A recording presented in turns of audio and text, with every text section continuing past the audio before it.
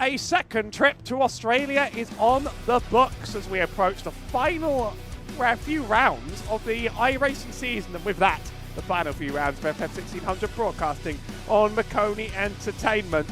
It's Oran Park, it's the smaller of the two iRacing Australian circuits with a very unique layout and a very, very challenging set of turns that can send cars all over the place.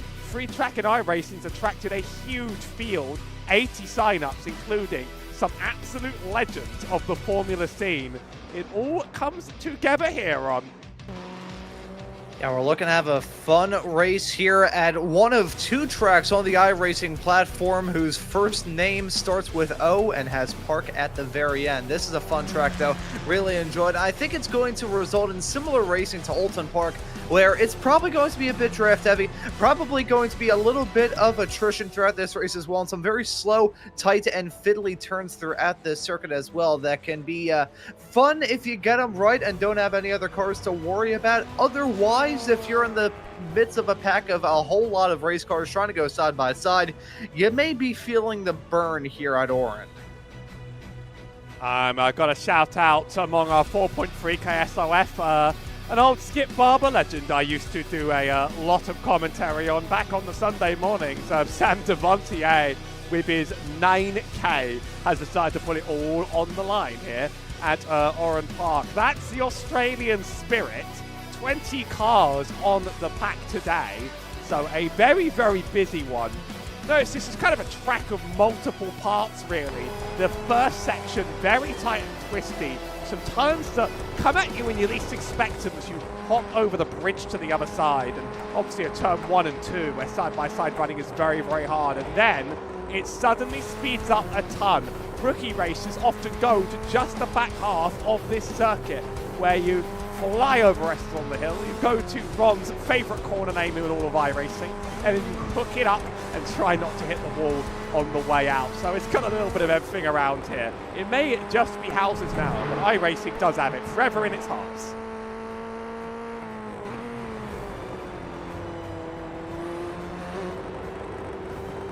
Qualifying laps getting underway. I bet he muted his mic, that's all I'm going to say. I bet he was speaking, and exactly we all do happened. it. We all do it sometimes. Yep. First lap on the board. Yep. First lap's hitting up the board. Grand Rogue had an Oscar Mazza, but I'm keeping an eye on the fast onboard of Sam Devontier here. It's actually quite short laps, 109s around this circuit. So if you can keep your car to yourself in your first section, you might be rewarded in the back half. Yeah, this track is one that can reward racers rather plentifully. If you go through this track well, and this track likes what you're doing, you're going to have a fun time racing around here. I enjoy this track, but I know that sometimes when I'm not in the right groove, this feels like a rather sour driving experience. The joke that I was saying off into dead air with my microphone cut like the true professional that I am, is that if this track was in a rally game, the final turn would probably be one where you'd get a don't cut warning, because it pretty much, you fall off the face of a cliff if you cut down into the final turn. Well, I got a good perspective of it here as we see you heading his way around the final turn for the number 1 car. The track just falls away from you there on the inside, but if you get a good run through there, you're going to be golden. And let's see what the time is. Tom Devantier's first lap across the line. It's only 4th fastest. Jake Williams is the fastest. Here comes Thomas Fleming to set a first fast one on the bus. We've got the 19 and the 17 setting in good laps on the board. We're going to have a full 20-car grid. Thomas Fleming's fastest the first time around. Brandon Nagelvort had to abort his first one, so this will be his only attempt to get a time over the line. And it's not looking spectacular. I think both went quite wrong for him. He's a second down. Kian Gagadi yet to set the first timed one across the line. This should be almost everyone. Callum Boyson will be the last one to actually begin setting them, as drivers mostly get going when the second one's going around. Everybody from 2nd to 6th is locked in. Thomas Fleming has one more chance to improve. Sam Devontier has one more chance to improve. Dennis Cav doesn't, so he's not going any higher. I think Devontier will be the first to set it, and it will be between him and Fleming to see who's the fastest across the line.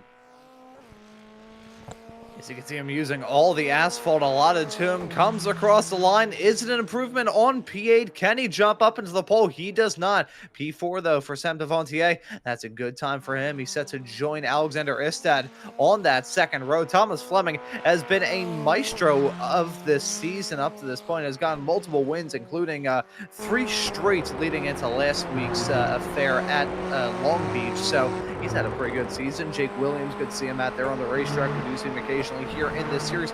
Always quick in that McLaren liveried car, as we see some more drivers come across the line and dealing with the problem of that final turn. No runoff area to speak of there either. If you overshoot the braking zone, you're just going to get met with a solid concrete wall. That's Kieran Gregory's second lap on the board. It's P12. That makes every single driver. So at the risk of making a horrible mistake here, as sometimes just happens in iRacing, I should be able to get the starting grid up and running. Oh, that's not the button. What if I press it again like that? Oh, there we go. We'll take it. 20 cars on the grid today. Thomas Fleming's fastest with Jake Williams right next alongside. A very classic front row. We're used to that. Alexander Istad, good lap in third. Sam Devontier lines up in fourth. Lucio Martz and Louis Bell line up fifth and sixth. 2 newer names to the SOF series with Graham Rory Hunt and Dennis Cad in seventh and eighth. And Oscar Mazza and Frederick Surley, who I do need to thank for supporting the series as ever, in 10th. Then looking through the rest of the field on row 6, we've got Rebecca Morrill starting alongside Kian Garrity. And then right beyond on row number 7, we have got Ian Anderson starting alongside Raul Defoe. Hopefully I got that pronunciation correct. Timothy Parker Russell in the number 15 car will start fittingly in 15th alongside Jeffrey Mesa in 16th.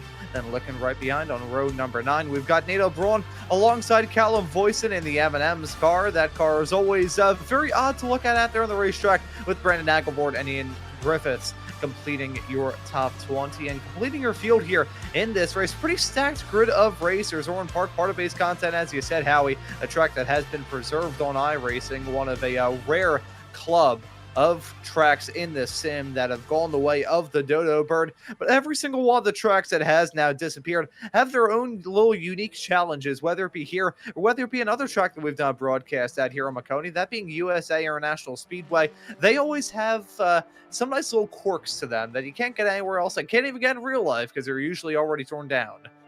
I gotta say, I do love a trip to USA International Speedway. Worthy of note, in fact, that we are on an American server. It's not actually usual for this series, but whenever a European and an Australian, or it might be an Australian and an American, end up in the same lobby, it always ends up going to an American server. So actually, Sam Devontier is the name you can name for sending us to the US server. There could be more netcode than ever around here. It's a word you don't always like to say around here on iRacing, but it could lead to some extra spicy drama.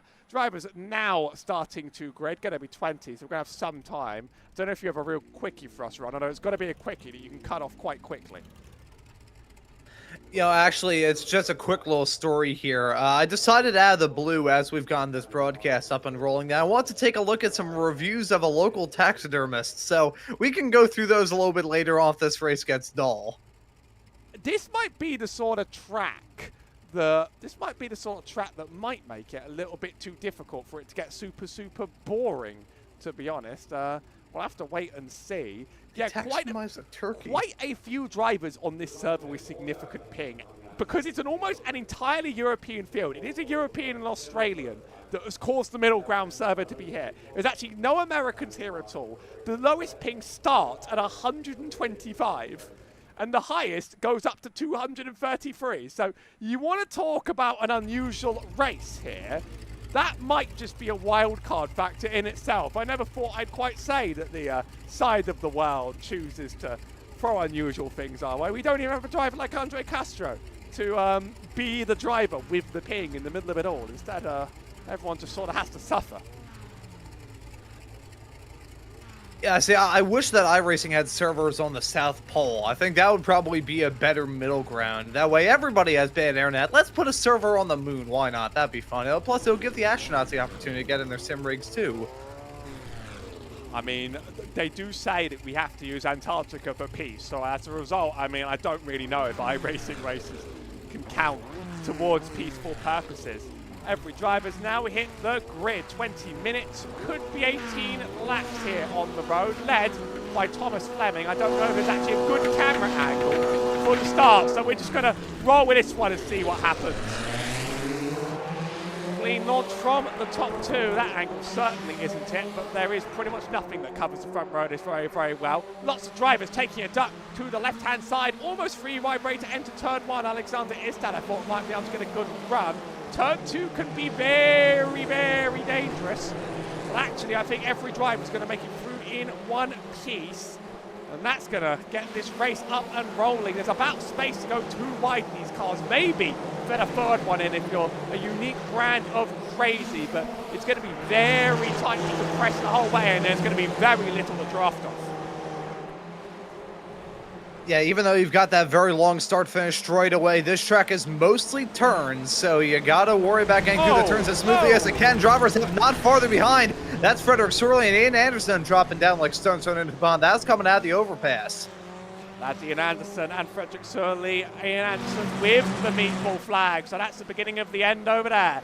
Bookmark that one for later, but I think I finally found an angle here that lets us actually see something that's going on around here. Bless old iRacing circuits, and are never getting a visual refresh in our lifetimes.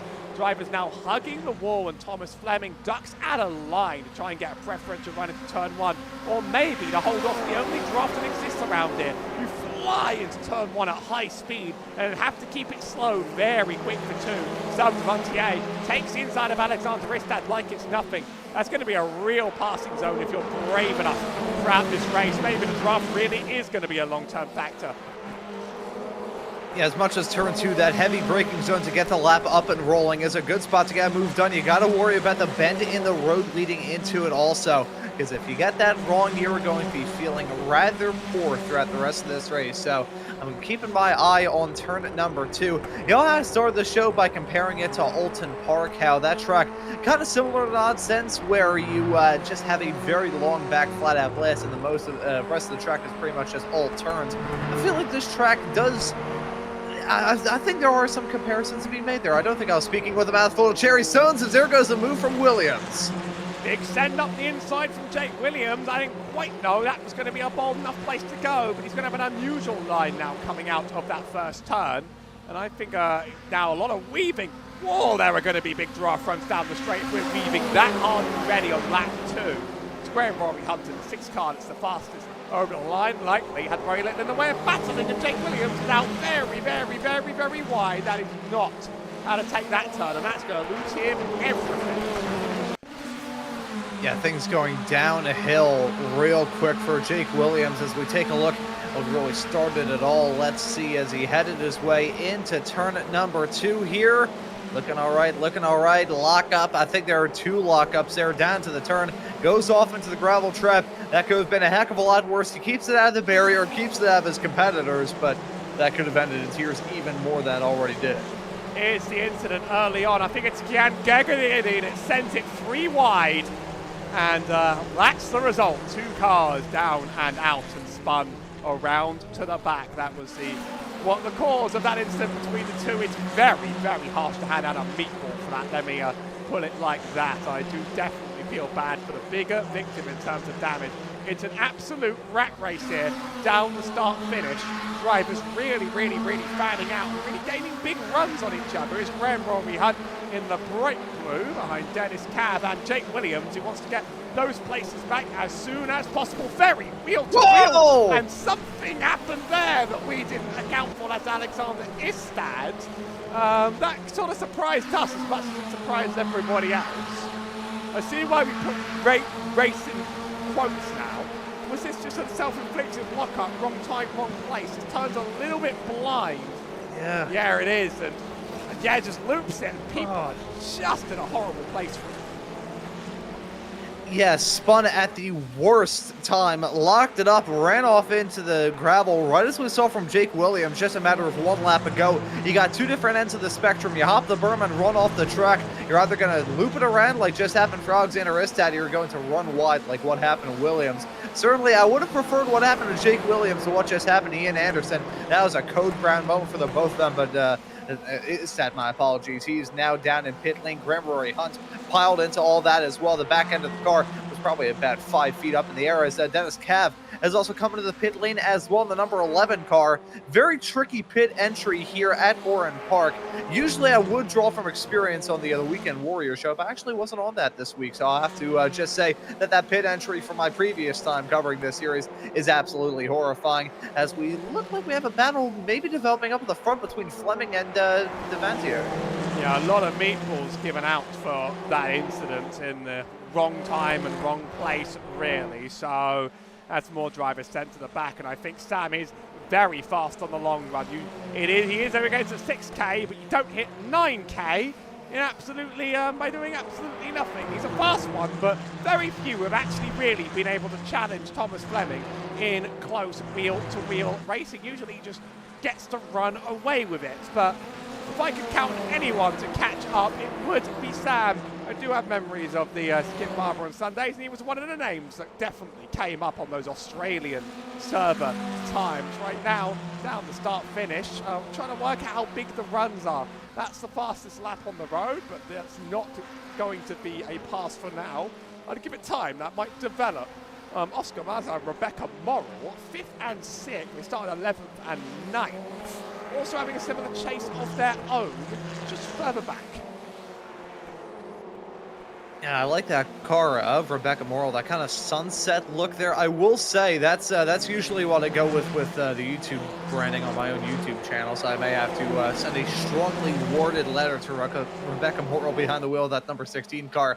But no, that is a darn good looking race car, putting together a darn good race, slotted in 5th. These two, meanwhile, looking to drive off into the sunset and have their own little battle. Devontier going to try and usurp Thomas Fleming here in this race. Fleming's been quick throughout this season. He's a quick driver, has converted multiple poles into multiple wins, but right now he has got a whole lot of pressure as Devontier looks for the move around the outside to the final corner. Not able to get the move done, but look at him to maybe get a good exit onto the start-finish stretch. Bit of weaving going left and right. Fleming takes that left-hand side. That's going to give Sam the right-hand side. Into turn 1, there's probably an advantage here for Fleming if the two can run side by side, but these turns take a lot of bravery, and I'd be locking up relentlessly into 2. Let me tell you that. Sam's going to look for the chances, but he's got a good number of laps to do it. They're very short around here.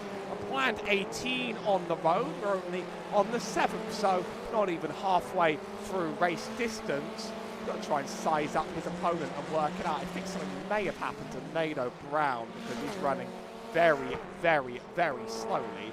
Just got passed by a few. Here's the look. I don't know if this, if an incident sort of follows this, or whether he's just running that slow. There's something else going on. Catch turn 1 and 2. This is most likely where you're going to spin it. Ew, yeah, already wiggly. In the straight line, yes. Does Alexander Istad do similar? Because he's got a similar report going slowly, and I have a feeling this might be the second time he's done the same thing. This time not collected any victims along the way, but it all kind of adds up. It's a hard corner. It's a hard corner, and he does indeed do it again. Goes out wide, at least keeps it pointed forwards this time. Michel Martez with the fastest lap on the road. I'm trying to work out which battle was more enticing, but the two of these are both sort of bubbling up in the same way. We have Callum Boyson also does have a tendency to climb his way up from the absolute back. Started P18, now P7 on the road with Kian Gaiety just behind and Brandon Nagelvoort in, it's like a 7, 8, 9 sort of train of drivers very often see together, to be honest. Yeah, lots of the racers that we see week in and week out run in this series, running where they usually run all battling with each other. This may be a battle that flares up rather quickly, though, as these racers all converge in on one another. Got Garrity trying to reel in Voisin, has Nagelvord right in tow. As look at that, Mazda tries to get a move done on Morals. They head their way off through the O'Brien Aluminium dogleg. See, I had to get the right pronunciation. There is Voisin gonna book it through. That's a spot to jump his way up into 6th, and that is an interesting spot to try and go for a move, but he made it work anyways. Now look at Garrity trying to make something work here on Mazda as they head their way on the start-finish straightaway across the line. Devontier with the quick time there in 2nd, as here comes Garrity trying to peek down the inside into 1, into 2 right now. He's firmly on the inside of Mazda, and look at Brandon Nagelvord trying to follow in suit. That's Mazda losing out on 2 spots in 1 turn. Garrity jumps his way up in the 7th as Nagelvord follows into 8th. Hard to pass around here, and you've got to really stick it in brave places. That back half of the track is where you almost send it full speed and hope the thing sticks to the ground just enough in order to not send you flying. So sends like that, they're brave, but if they're done cleanly, that's that. We're going to run on board for the back half, so you can kind of see how much of a sweeper it really is. I've seen some absurd moves and passes into some of these turns, especially when this track shows up in the Rookie Series and you only do the back half of the track. You sort of skip those first few turns. Will Voisin make the move again onto Rebecca Morrill? It looks like it. Still side by side though, wheels almost interlocking. The two keep it well together. Morrill's got a faster exit out of the turn, but that inside line along with Kian as well, risking to send it free. In fact, I thought maybe he'd get help. Backs out of it just in time. This is some really, really, really close racing and really, really good racing through the first sector of this track. It was Nagelvord once again following Garrity through. This time it was heading down to turn number 2 and trying to get a move done on Rebecca Morrill. Worked out well for the both of them, but it nearly ended in disaster. I think Nagelvord and Morrill made a little bit of contact as we take a look at Frederick Sorley. This is another off-track excursion for him, heading his way into Sector 2, I believe. Actually heading off to the mid-sector right now into the 3rd, hits the curb and spins big time. If there's a barrier there, that 5 car would have been turned into sheet metal linguini. He's still out there on the racetrack, but there's been a poor race for him. Difficulties down to turn number 1. 2 incidents, in fact, heading down to turn number 1. Deja vu for him. We'll have to ask if he's been in space before. It's been a difficult one out on the track. For some of the drivers out here, it really is just hard to get a lap done together. Here's Garrity and Brandon Nagelvord now. I don't know if they'll work together. These three do often like to drive together, so I don't know if the racing will get quite as fierce, but they definitely forced their way up to the front with a lot of bravery, but a lot of respect. I really, really enjoyed the moves I saw running up there. I think it's going to be much more single file for some time as we look further up, as Lucio Martz has joined this 3-car train. Fleming and Devantier still in tow, but there's a third challenger, and it's a 19 to a 1 and a 2. So the battles are still flaring up out there on the racetrack, and up in the front, it's getting more and more intense. Great drive from Lucio Martz. If he can jump his way up into a race-winning position, that would be a darn good drive indeed for the driver that entered this race with the 19th highest I rating. I mean, hey, with a 4,300 strength of field, that is nothing to scoff at either. He is very, very quick on iRacing for sure, but he's got 2 of the best right in front of him, and if he can win this, it will really be a case of David beating 2 Goliaths in 1 shot. Let's see, he looks for it as they head their way down to 1 and 2, but doesn't go for the move just yet. But I think Lucio Martz has a lot of confidence behind the wheel of that number 19 car if he can get a move done on Devantier, as Devantier feeling the pressure for sure, trying to look for it on the outside of Fleming. Been keeping an eye on the iRacing Championship. We don't commonly track the championship standings when daylight savings comes in because it's very, very difficult to, the usual system we have just sort of breaks down. Trust me, I've dealt with this before. But so I follow the iRacing standings where you get points based on the strength of field of your races. Fraser Smith has an advantage over Thomas Fleming in 2nd. I think that's going to go down very, very, very close to the end. A couple of drivers we don't see in our races. There are obviously many other slots in the week you can get your iRating. Aussie Turkia and Jarno Maconi make up the 3rd and 4th. Timothy Parker Russell and James Becker make up 5th and 6th. We will be, for the finale, taking a look at those points and seeing if someone can take that iRacing Div 1 championship. It is always an exciting sight to see, and it works very differently than typical, because even though you get your highest SOFs here, you can get some good finishes elsewhere in the week and take that away with you. And there's an Australian SOF as well that they specifically run a few days before this one. Thomas Fleming, I think he had a poor exit out of that last turn. I thought maybe Devontier was going to take it alongside, but it might have been a trick of the camera. The deceptive cameras around there. The time is rapidly running out, and this has been very closely fought among all three. I think they're going to start turning up the intensity right about now. And I will say, talking about Thomas Fleming, in a moment he may have potentially had coming out of turn number 2, I don't think that was sleight of the hand with the camera as they headed their way through the part of the track. I think Fleming had a genuine sideways snap. I've started to see that number 2 car get a little bit sloppier heading around this racetrack, seeing more sideways snaps, seeing some interesting and odd lines being taken into the turn. Now, how much that could be a matter of trying to position that car in the right spot to defend, or whatever the case may be, I think Fleming is really starting to feel the pressure. Devontier, meanwhile, is seeing this race come to an end with less than 5 minutes to go, and he's trying to plot to get a move done. Fleming covers the inside last. We run on board Mart. Perfect camera car for that as they head their way now into the braking zone of 2. Fleming gonna hold on to that P1 spot as Devontier gonna try and go for the cutback. What a send on the inside there. Fleming left a tiny gap open, but you're not going to be able to get it completely clear yet. That right-hander takes it right away from you, and Lucio Mart almost took it for himself. You're going to have about 4 more attempts around the track once this lap is done. Sam is really looking for those opportunities, really looking for those way in.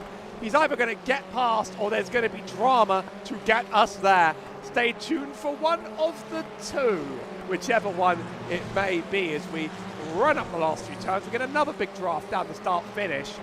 He's been looking for every little chance to make this his own, and it's been a very big challenge trying to work out where to make it happen. So Martz might be able to claim a win if there's drama, but I don't know if he's a part of this battle otherwise. A P3 would still be fantastic work, and Louis Bell, drive we haven't even mentioned, is be sitting further behind, doing much of the same himself. Very close. Fleming running slow out of the corner. Not the first time we've seen it, but no contact this time. These drivers are playing a dangerous game at the moment as Devontier got oh so close to making contact. Thomas Fleming, as quick as he is, we know that he's a fast racer. I will say, and this is honest, he does have a little bit of, I wouldn't necessarily say a habit, but in some of the defensive drives he's put on over the years, we have seen him develop a bit of a reputation for occasionally parking it on the apex. Not sure if that's what we saw there as Fleming tried to overslow to rattle the cage of Devontier a little bit. Whatever the case may be, however, these competitors are going to give us a grandstand finish. I don't think it's going to be just two-sided, though. I think Lucio Martz has a really good shot to get this done, either by playing it right and waiting for these racers to battle and that he could just slip his way past, or maybe hoping that these two battle and that battle boils over someone and they go off the track in a cloud of dust and steam. Both options are very realistic, though, because there is some tension in this fight. It's just been sizing up to be one of the best races we've watched so far. A cut to the inside, he's blocked off by Thomas Fleming, and the gap on the inside is not going to present itself. Then Fleming runs wide in the turn again. He always does this on the exit of turn 2, and that's going to be the chance for Sebastien to get in there again. It's so hard to clear on the outside, and he needs to make sure that inside line is blocked off again for Lucio Martz to not take the position back. It's been a bit of a pattern the last few laps. They've been doing very much the same thing to each other, and the tension is only boiling up and up and up here. So this is the most pressure Thomas has been under all season. Yeah, it's the same song, the same dance at a different reception. I didn't really like the blocking going on there with Fleming. You can tell there's a little bit of desperation starting to brew behind the wheel of that number 2 car as Devontier. I think there's a little bit of desperation coming into the fold for him as well. We're getting into the final lap now, and I have a feeling that something's going to break here soon. Either Devontier is finally going to get that move done, either Devontier is going to lose out some more time, or maybe the both of them are going to have it coming together, and Lucho Martz, who's currently about a second back, will blow their doors off and jump into that top spot. 2 to go this time by. There's going to be time for them to try it twice.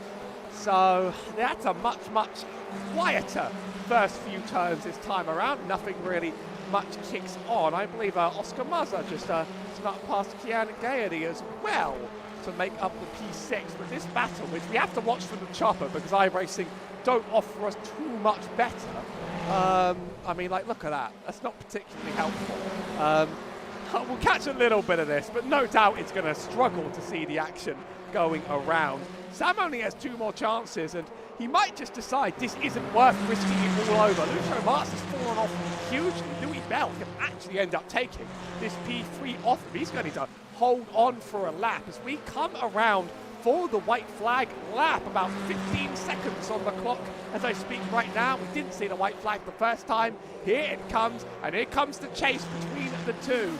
It's about how good your exit out of that last turn was and will determine how good your chase is. Thomas Fleming makes a big move to the inside. Sam's not going to follow. Going to try for momentum on the outside of the bend. It's not very fast, and yet again, Thomas makes it to that inside. Sam is not taking it as aggressively as last time, though. And he's going to look for only 1 or 2 more opportunities. There's a lot going on back here, by the way. Brandon Nagelfort seems to have dropped off a lot of pace. Drivers like World of Foul and Jake Williams have stuck up by. He's running side by side all the way up with Parker Russell. Well, a few more turns to go. One last sector for the race win. And Sam's going to have to send this at a place he's not sent it ever before. He might just be held back from the ultimate prize here as he runs wide. That might be the end of his momentum and the end of his chance at a win. Thomas Fleming leads every lap here at Oran Park and takes another win on the season. By far the most dominance I've ever seen out of anyone covering these cars. Yeah, he's certainly been dominant this season. Was he dominant in this race, though? It was close right behind as they got to the end. Devontier and Lucho Martz covered by not a lot at the very end of all that. Martz not covered by a lot between himself and Louis Bell. Some close finishes at the very end of this race. I think we may have had Timothy Parker Russell drop out there. I saw the zeros on his name. I was like, don't tell me he's towed right at the very end. He has not just dropped down behind Brandon Nagelfort. Nagelfort had some sort of incident a little bit earlier on. I saw him dropping down like a stone thrown into a pond. As we take a look at what may have happened involving Rebecca Morrill, she was dropping down at the very start of this lap, and that's what happened. Jake Williams went for the move hang down to turn number 1, and Morrill ended up on that curb. The curbs can be a bit of a slip and slide here, and unfortunately for her, just loops it around. So we take a look at what happened to Brandon Nagelfort a little bit earlier on. I think this was with about 3 or 4 laps left in the race. I think the curbs may have had another effect in it. Yes, they did. Well, that marks the end of that, and that was genuinely, I mean, there always is a little bit of controversy, and I think people will call upon it, but it was genuinely also one of the most exciting races I've caught this season, so at least they give me something to live for on a Monday, as we only have 3 weeks to go after this. Thomas Fleming wins over Sam Devontier. Lucio Martz finishes in P3 ahead of Louis Bell, Callum Boyson, Xiang Gaiety, Oscar Mazza, Jake Williams, Roald Dufal, and Brandon Nagelfort. Just behind, I'll give you the rest.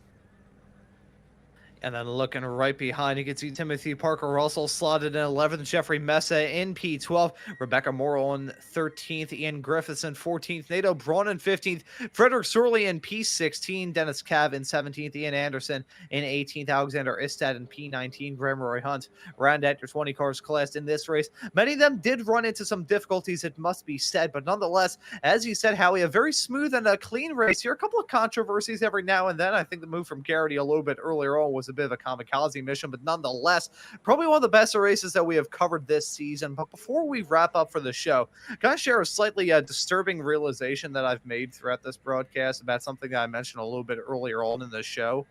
By all means, I feel like you've always got something to say. See, I mean, it's part of my like job that I always have to come up with some sort of stuff to spew out of my vocal cords on the air. As I said right at the start of the show, I decided to look through reviews of taxidermists because I thought it would be funny. I don't like how many of these taxidermy places are just based in people's houses. It's like, imagine like the career day for that, like this person's child in school. It's like, oh yeah, my daddy works from home. What does he do? Does he work for an insurance company or something? Does he work in an office and he just decides to work at home? No, he stuffs dead animals. Anyways, that's all I had to say. I'll pass it back off to you, Howie. I found the spot on the block in which even Fleming admits, he says, quote, "Yep, it was over the limit." So that's the fought back on that block, which we had to catch out on the line, but even he's confessed in that instance. Other than that, I mean, drivers pretty much kept their car to themselves, so we'll keep it like that, and we'll roll on to the next week, because there's only 3 to go in the season, ultimately, and, you know, there are times that I feel bad, and then there are also times I realize I will definitely miss it along the way. Got a few interesting tracks down the way. We've got the short version of Sonoma next week before we go to Lebanon with a chance of rain, and there's a chance anything could happen. And then the cut layout of Watkins Glen, which feels like the ultimate way to enter this championship. I mean, the ultimate way to wrap it all up whatsoever. So, I'm pretty excited to see how that one goes, no matter how. I mean, I'm not telling you that's going to be a great race experience. I'm going to tell you that people going wide on turn 1 is going to be like nothing you've ever seen before. So I accidentally realised I forgot to change the tagline under your name from last week when I had a joke prepared. So, but you are spelt correctly. I'm Harry Burrows alongside Ron Mod. Thank you very, very much